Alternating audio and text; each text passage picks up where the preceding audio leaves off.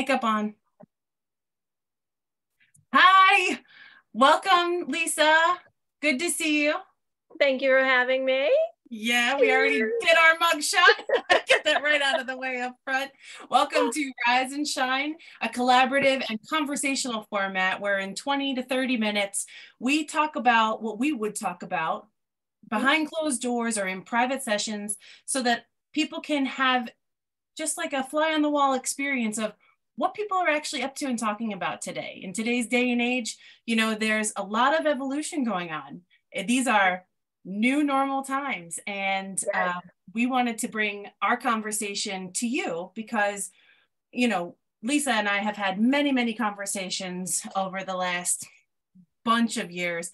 And she's one of my favorite people on the planet. We've been in programs together, masterminds, we've been allies and accountability partners, but Lisa's genius is seeing all the way through something with anchoring herself in the belief. So her company is called Believing is Seeing. And what we're here to talk to you about today is identity, shifting identity, our concept of identity, and how that relates to our evolution as a whole. So Mike, over to you, Lisa. How you doing today? And what's top of mind for you right now? Thank you. Thank you. I am so excited to be here. And you know what?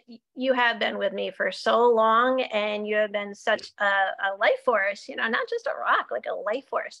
Because I like that energy that always bounds between us. And we say accountability partners. It's more like kick each other's butts partners, but it is awesome. And it has been an evolution, and I think that's been the fun part of the journey. And I thank you for that persistence comment, because sometimes that's my landing space is, I may not know where I'm going, but I am just going to persist. I'm going to keep going, and see where this all comes out on the other side. And that's where we are right now. Yeah, persistence is key. I think so many times people wait until they have all the information to take action. And, we happen to be in the camp of ready, fire, aim. I know if anybody has been watching my videos, if comes up quite a bit. It's You're ready once you realize you have a desire, and then you just have to continue to take action, inspired action, and who you're becoming in the process of going for that thing that you want is going to evolve as you reach and stretch for those new goals. So, our journey together here has been in the context of stretching and doing new things, doing what's uncomfortable, what's unfamiliar. So, Lisa, you've seen me through a couple of iterations too. And I think one of the best things about having people along with you while you are journeying to expand is they can give you a checkpoint. Is what I'm thinking, is what I'm seeing about myself. Usually it's that little gremlin on our shoulder telling us how much we're not good or how crummy we did or how not perfect that attempt was, even though it went 95% of the way. So that's been for me part of my identity evolution, is being able to check in with folks who are along the journey and then give me feedback and a different perspective. So for you, what does that perspective look like, and how has that helped to kind of evolve your self-concept? Well, one of the things that I actually commend myself for being aware enough to appreciate is that while there have been many times when I don't really know who I really am in this process or where I'm really going in this process, one thing I know is that I have been lucky enough to align myself with people that do reflect my own identity, or that if I take a step back and look and say, look at the crowd or the people that I keep in my circle, I am that which I am achieving, and I am surrounding myself with people who have already achieved what I'm trying to achieve. So when we look at who we have around us, especially those that we kind of look at like, ooh, they're so much more successful. Ooh, they've taken more jumps than me. Ooh, they've gone so much further than me. It's been so breathtaking to know that what I'm really doing is surrounding myself with people who are like me. I'm just at a different point in that same journey that other people have taken. So aligning yourself with people who support you, who do have different perspectives, who are beyond where you are, well, that kind of makes my persistence a lot easier. You know, because it's like, well, look at where I'm going. So what's nice is seeing the reflection of others in that which I want to achieve, and knowing that one day I can be like the Alissas in the world, or I can be like, you know, the other people that I know are experiencing so much more success. And I feel very, very blessed to be surrounded by such great people. Yeah, and something I think I want to just tease out of what you just said about surrounding yourself with the right people. Some of this identity shift also involves a friendship or a colleague circle shift. And sometimes making change is really scary. And it also can be, like Lisa's saying here, it's like you're saying, it can also be like an incentive. You know, one of the other pieces, I think that is one of the challenges of shifting your identity from where you've been to where you're going, is changing the mentality of like, what's that image of the donkey with the carrot out front and the stick in the back? It's either the incentive you'll never reach or the thing that's going to smack you if you're not good enough. I think that entire paradigm gets to change when we go for the grand pursuit of stretching to reach our goals. And, you know, whether that's financial, health, spiritual, physical, we get to see things that we want to become. And this is where I had the most trouble, is I would set these goals where I wanted to go. And then I would immediately start with the smacking, you know, like I'm not there yet. You didn't do that yet. I had this like almost perfectionist mindset, which is the most debilitating mindset on the planet, right? And getting to progress, having the choice to be able to say, you know, even though I have an idea of where I want to go, I have to have compassion and appreciation for all of where I've been. So not only is it an incentive, I want to like erase the carrot and make it one of those giant electromagnets, you know, like pull the cars. And then on the back end, I want like a bumper, that like a train that's pushing you along too. So you get to set up a system that both inspires and magnetizes you forward, as well as supports you along the way, rather so than dangling what is unattainable and then punishing not perfection. Right. And you also, it sounds great. And you also said, you know, that you're bringing parts of you with you. You know, when we talk about identity, it's not so finite, you know, and I think people get tripped up when they do think of it only as finite. You know, in America, we're very like, you know, you meet somebody, you say, hi, how are you? What's your name? You know, and what do? You know, because in our head, oh, well, then I'll know exactly who you are by what you do. And you know nothing about me by what I do. You know, and I love looking at my life and saying, yeah, I've done that. Because, you know, I went to college and then I became, a retail person. You know, I was in retail. I was a retail manager, and then I was a retail supervisor. And then I moved from that to thinking maybe I'll go into physical therapy, and then I moved from that to going into speech therapy. And now I'm kind of evolving. While I am still a speech therapist, I'm moving to a course creator, to an author. But that doesn't mean I just, oh, sorry, can't be a speech therapist anymore. Oh, sorry, can't be good at retail anymore. I can't, those things don't get dropped. That identity's still with me. And even in my course creation, it's from going from victim to victorious. Well, if I keep identifying with the victim mentality, I'm not going to be victorious. However, it's in being a victim, it's in being able to rise from that I became victorious. So while I shed it for its being, I don't shed the purpose in it and the blessing that comes from it. So that identity is still a part of me, and I can still go back to it and help others. I don't want to sit in it. I don't want to visit for a long time, but I may say hi, and then, I have my tools. I know how to get out of that. But the identity is an evolution and it does shift. But I don't think it's like shedding one to get another. I think it's more like I love that. It's not an exchange. I No, keep I love seeing, that as I'm evolution. hearing you say this, I hear you're collecting babies out of bathwater. Every time you have an iteration, you get a clean baby and you throw out the bathwater. Mm-hmm. The next iteration, you get another clean baby and you throw out the bathwater. And we are a collection of all of the past iterations of Yeah. ourselves. You want to talk about a image for like inner child? Any iteration of you that you've been prior to this moment, it's part Mm-hmm. of your past. It's part of your inner child. It's part of you developing who you're going to be in the future. So this, I love what you're saying about this collection of learnings and lessons along the way without Yeah. having to go back into and operate as if you were in that character. And I think that little nudge, that little like crack open of awareness is humongous because our history always informs us and helps us to make better choices for who we are and refine where we want to go next. Dang, my grandpa is screaming loud in my head right now. Don't throw the baby out with the bathwater. That's all I can hear.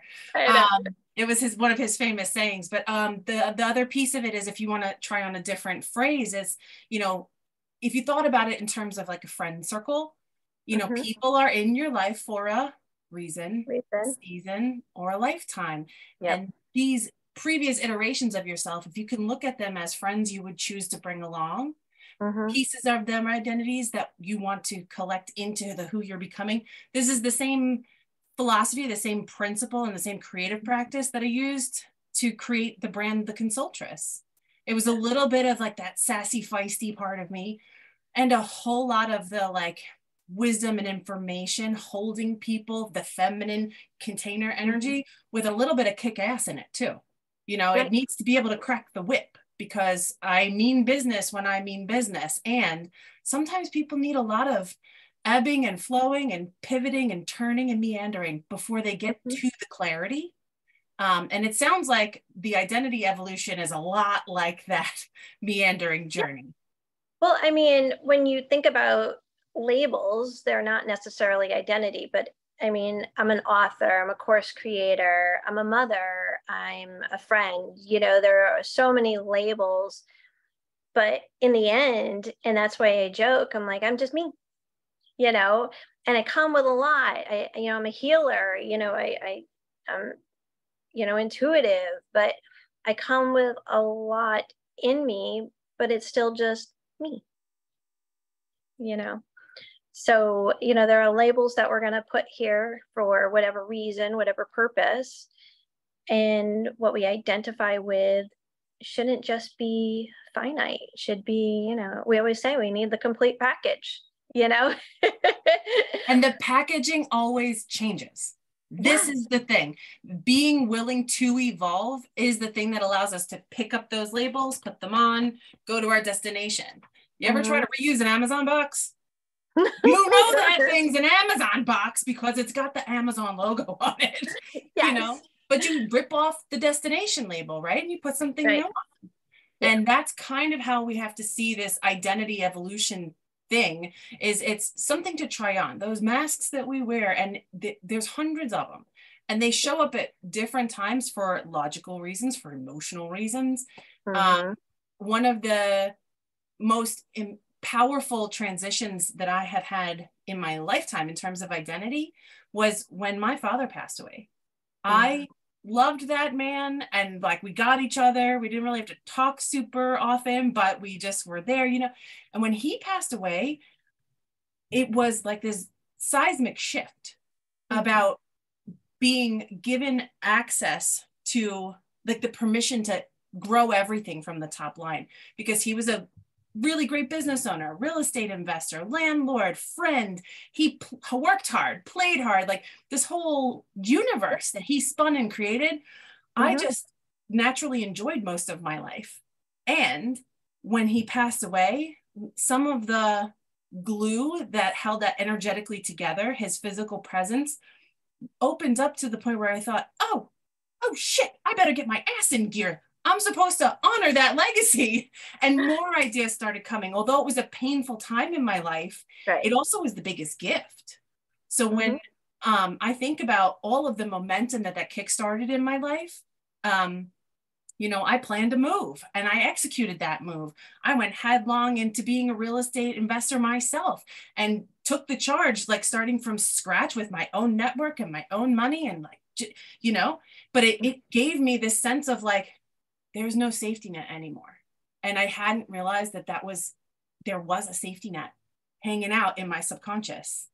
Right. So sometimes we have to look at these seismic, you know, colossal events in our life that change us and look for the opportunities in them to say like, wow, you know, sometimes pain equals progress. And sometimes there's gifts. Most often there's gifts inside of pain. Yes. Yes.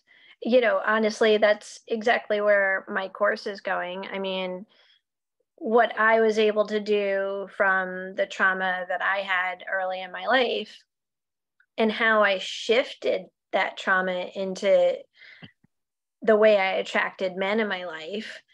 And then, you know, now it's like, okay, well, I figured that out. I've pulled myself out from wherever that was. I created a system for myself that, you know, is so incredible, for lack of a better way to word it. You know, It's a great word. You know, it's just, it's shifted to such a positive being. And it's like, oh, I could have wallowed in that, but instead I'd rather go, hey, maybe there are other people that might need a little push or a little pull. Like you said with the donkey, we got some that pull and we got some that push. Maybe I can, you know, help pull some or help push some into a more victorious feeling. And so we use those harsh moments, you know, and go from mess to success. And then we try to help others go from mess to success, you know. And the same with my book. I'm hoping I can push or pull, you know, younger students, younger kids, and give them a toolkit, you know, early on for handling all those life's little moments that are going to occur, which in today's society doesn't seem so little anymore, you know? So, yeah, I mean, basically, I'm doing the same thing, but look, I'm doing it as an author, I'm doing it as a course creator, I'm doing it as a healer, I'm doing it as, you know, a friend. Right on, right on. And you know, if you've ever seen me have a conversation like this, you know what's next.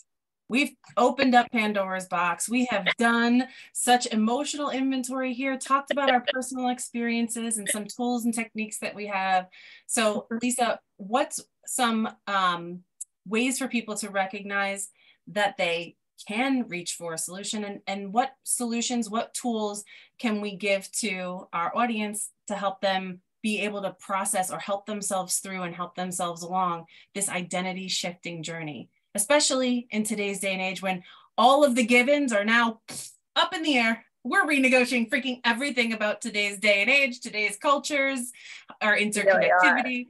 So I would say notice if you're in disruption, that is the most beautiful and perfect time to create a new normal for yourself.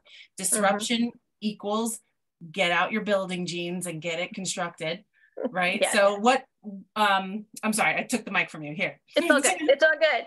It's all good. No, I mean, you're right. Like for me, what happened was, you know, I kept telling myself, well, there's only one way to go. You know, when you get to a point, you feel so far down that there's only one way to go, and that's up. And most times when we get that far down, we don't see the up. We don't know that there can be an up. We just feel like something else might pile on top of us. But what stuck in me is I wanted more. I wanted more for not only myself, but also for my family. And just that knowing of wanting more, it was like, I'm going to tear this little part of my universe here and I'm going to open it up. You know, and, you know, one day you just kind of reach in and you look around and say, you know, what's coming at me. And when you decide you want more, when you decide to just take that first step, it's absolutely astounding how you just shift immediately right in that. And I found the next best thing that I was able to do is now I know what I want. I know I want more. I don't know what that means. So I created a vision board. And that allowed me to play, to dream, to enjoy. I mean, I was still down. I was still at the bottom, but I had glue, I had scissors, I had paper. You know what I mean? That I could do. And I just created a vision of something better than me. And from that, inspired action started to happen. Ideas started to percolate. Synchronicities started to happen. Life had serendipitous moments. I mean, everything just started to build. The way it built to push you down is the same way it built to pick me back up. Beautiful. Yeah. So that's awesome. Probably. So make a decision and then play with it. Yes. And get messy. I think that was the glue and the scissors piece, was get messy. Get messy. Yes. Get messy and dream big while you're doing it. Right on. Awesome sauce. So you can find Miss Lisa at believingisseeingllc.us. And you can also find her on Instagram if you so choose. This lady's been going live lately, and I am just addicted to all of the realness and real-time wisdom that comes out of her mouth. So go and see Miss Lisa right over there on Instagram, or drop a comment here and let me know if you'd like to see her back. And in the meantime, rise and shine, get up, get after it, and don't worry if you're feeling disrupted. I think that's the main message here today is disruption happens. It's what you allow it to help you to evolve to that counts. Use it as a launching pad, my love. Yeah, totally. All right, everybody. Till next time, friends. Thank you, sweetie. Bye.